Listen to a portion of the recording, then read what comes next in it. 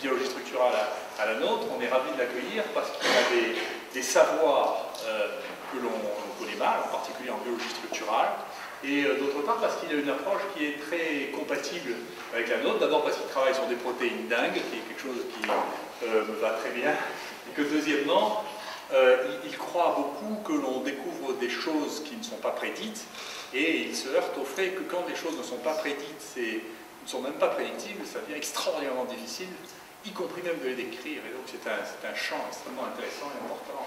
Et j'ai voulu qu'il vienne à la fois parce que son travail scientifique est très important, mais très rapidement, il puisse montrer son travail à tous les gens de l'unité. Comme ça, les uns et les autres pourront voir comment interférer avec lui, parce que je pense qu'il a un travail qui est très intéressant.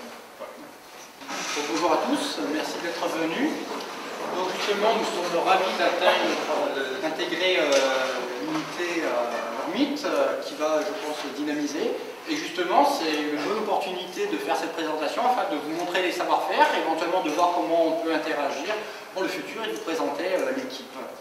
Donc la présentation, j'ai pris un peu une piste justement pour montrer que la science n'est pas linéaire, que des fois il y a des petits pas de côté et qui montrent que souvent en science, il y a de l'inattendu, et justement c'est peut-être aussi cet inattendu qui est vraiment intéressant. Donc justement, j'ai illustré ça justement sur un projet initialement qui était basé pour faire des bioépurateurs pour l'armée, contre les agents neurotoxiques, et que finalement ça a formé des protéines qui sont capables de lutter contre les biofilms, et en même temps la découverte d'une famille de protéines avec des propriétés antivirales assez intéressantes.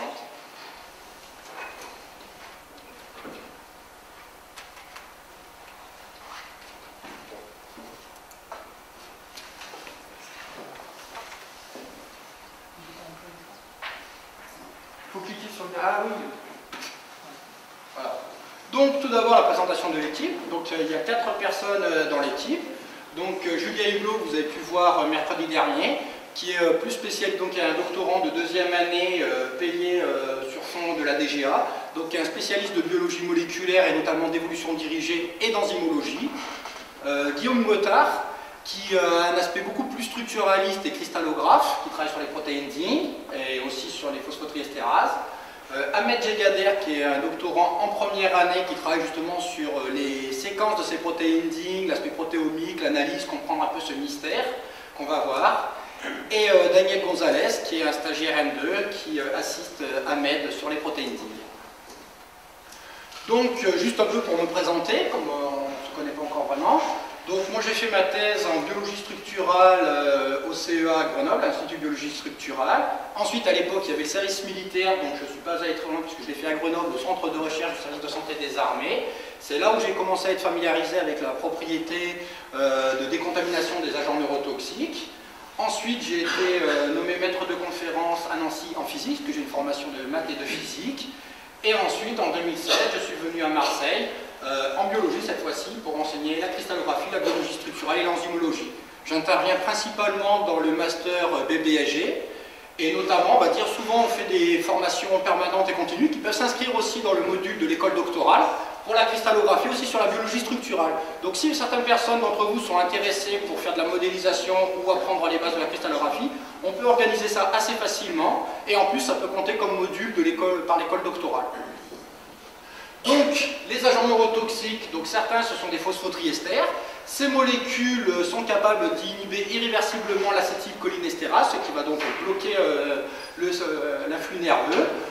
Et donc, dans le cas d'intoxication provoquer des troubles, voire dans les intoxications les plus sévères, la mort. Donc pour ces propriétés, ça peut être utilisé comme insecticide, et c'est aussi une menace militaire qui a déjà été utilisée, notamment durant la guerre Iran-Irak, et aussi par des groupes terroristes, avec la secte Aoun qui avait attaqué le métro de Tokyo avec le sarin en 1995. Ces agents neurotoxiques posent d'autres problèmes, puisqu'ils sont utilisés largement en tant qu'insecticides, et pas forcément interdits dans tous les pays. Et on recense, d'après l'OMS, par an 1 à 3 millions d'intoxications et 200 000 morts. Donc il s'agit d'un problème de santé publique. Et notamment aussi un problème écologique, puisque ces produits représentent une grande pollution au niveau des sols et des eaux. Donc il faut des moyens de décontamination. Donc pour l'armée, pour ceux qui ont fait leur service militaire, ils doivent se rappeler certainement de la seringue tricompartimentée, avec l'atropine justement pour éviter la crise cholinergique en bloquant les récepteurs muscariniques, un anticonvulsivant, et le pralidoxime ou obidoxime maintenant, qui permet de régénérer les acétylcholinestérases si elles n'ont pas vieilli. Car au bout d'un certain temps, même avec ce traitement, c'est trop tard. Donc, il existe aussi des pré-traitements. On peut inhiber, on va dire préventivement, les acétylcholestérases, une partie par des carbamates. Et ensuite, s'il y a une intoxication, ces acétylcholestérases vont se régénérer et redevenir actives et réaliser leur fonction. Et il semble que ce soit ce genre de traitement qui soit à l'origine du syndrome guerre du Golfe. Donc on voit qu'en tous les cas, qu'il n'y a pas de bon traitement et que la meilleure protection en cas d'agent neurotoxique reste la protection, qui reste assez lourde avec les combinaisons. Donc, pour les surfaces et les sols, qu'est-ce qui reste comme moyen de décontamination? Donc pour le matériel, on le nettoie à la soude.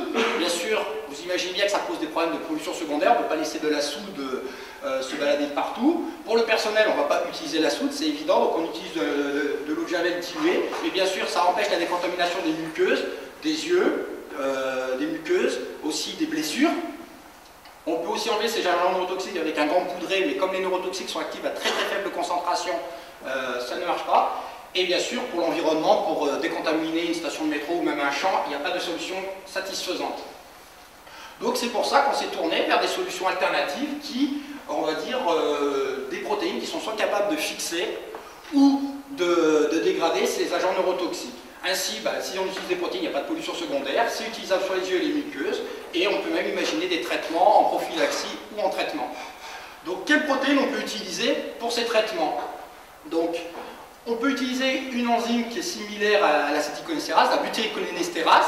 Donc si on injecte beaucoup de butyrylcholinestérase, elle va être elle aussi inhibée par les molécules de toxiques, et donc bloquer le toxique avant qu'il n'atteigne sa cible, l'acétylcholinestérase.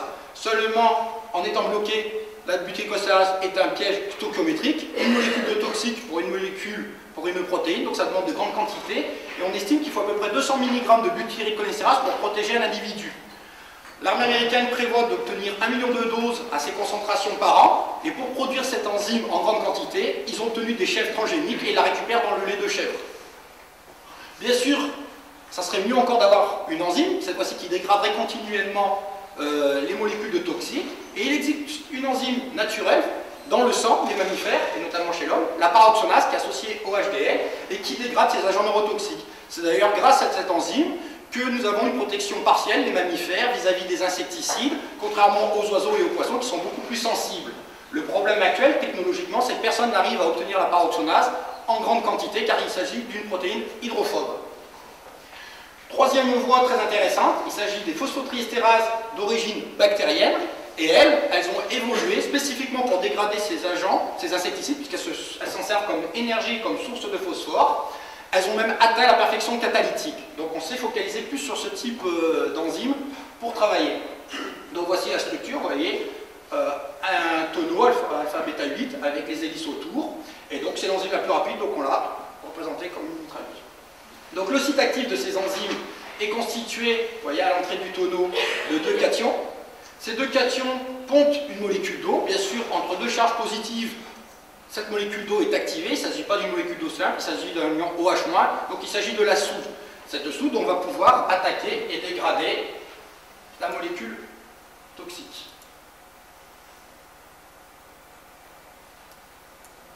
Voilà, donc voilà à peu près le genre de travail qu'on fait. Donc on voit la structure schématique, donc vous voyez avec les feuillets et les hélices, donc un corps très robuste avec un tonneau en hélice. Les deux cations, la molécule d'eau pontante entre les deux, et qui va pouvoir aller attaquer, faire l'attaque nucléophile sur le phosphore.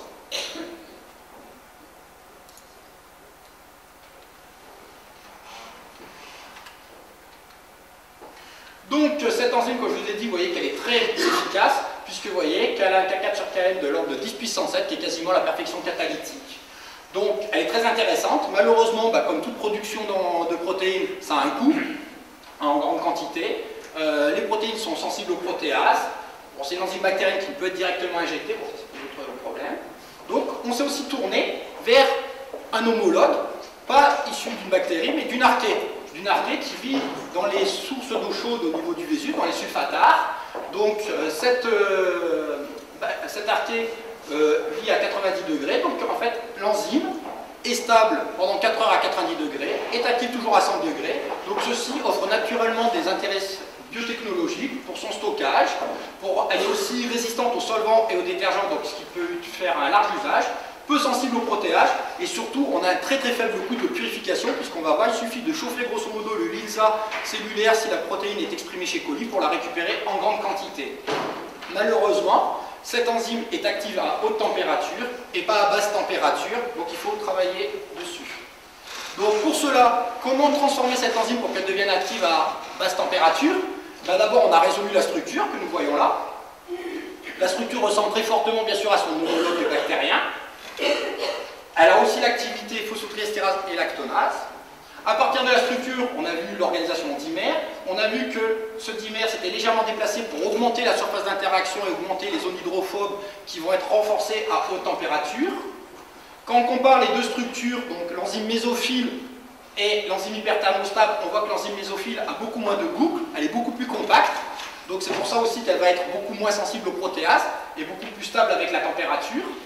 D'autre part, si on analyse la surface, on voit la surface de très nombreux résidus chargés, de type aspartique, lysine, glutamique ou arginine. Et ces résidus forment un complexe réseau de ponts salins qui vont faire comme un filet pour stabiliser la structure, pour éviter qu'elle se débobine avec la température. Donc en fait, on a tous les éléments pour expliquer la thermostabilité, une structure plus compacte, un dimère renforcé et un réseau complexe de ponts salins à la surface. Il est bien sûr qu'il serait impossible d'ingénieriser ça juste par la pensée. Il n'y a que, on va dire, avec une sélection par la nature que nous pouvons avoir une chose aussi complexe. Grâce aussi à la structure, nous avons pu avoir les mécanismes catalytiques des deux fonctions de l'enzyme, donc l'activité phosphotriestérase pour dégrader les agents neurotoxiques. Donc, vous voyez, il faut voir que dans ce mécanisme, vous voyez, les phosphotriestères ont un état tétraédrique, en une forme tétraédrique, et lorsqu'ils sont attaqués par la molécule d'eau, on passe par un intermédiaire pentavalent. Les phosphotriestérases sont aussi capables d'avoir une activité lactonase, et la différence, c'est que le carbone qui va être attaqué, cette fois-ci, n'est pas tétraédrique, mais une hybridation sp2, plan, et quand il est attaqué par la molécule d'eau, il passe par un état intermédiaire tétraédrique. Or, en enzymologie, l'étape limitante suivante de la réaction, c'est la stabilisation de l'état intermédiaire qui a l'énergie la plus forte.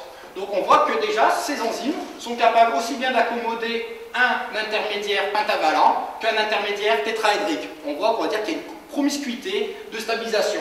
Et tout de suite, on comprend qu'on va pouvoir, en mutant assez facilement, passer, soit augmenter l'activité phosphotriestérase ou augmenter l'activité lactonase, comme on le désire.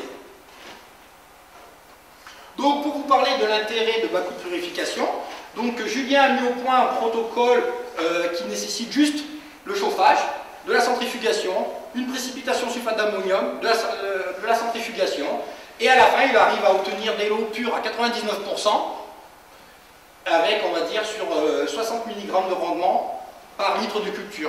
Et le protocole n'a pas du tout encore été mis au point, c'était juste pour valider le concept. Donc en tous les cas, c'est une protéine qu'on peut distribuer largement, produire en grande quantité, et aucun problème de pollution. Par exemple, même si on fait des colonnes avec l'imidazole, il faut recycler l'imidazole, donc ça entraîne des coûts. Alors là, ça reste très simple. Donc le concept de purification à bas coût a été prouvé.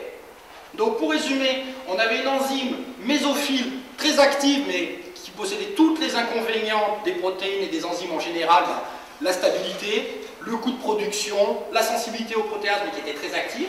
Et de l'autre côté, on avait une enzyme qui était bon marché à produire, très stable, mais malheureusement qui n'était pas très active à température ambiante. On voit que la structure, la topologie est quasiment la même, et bien on a fait ce qu'on appelle un peu un tuning moléculaire.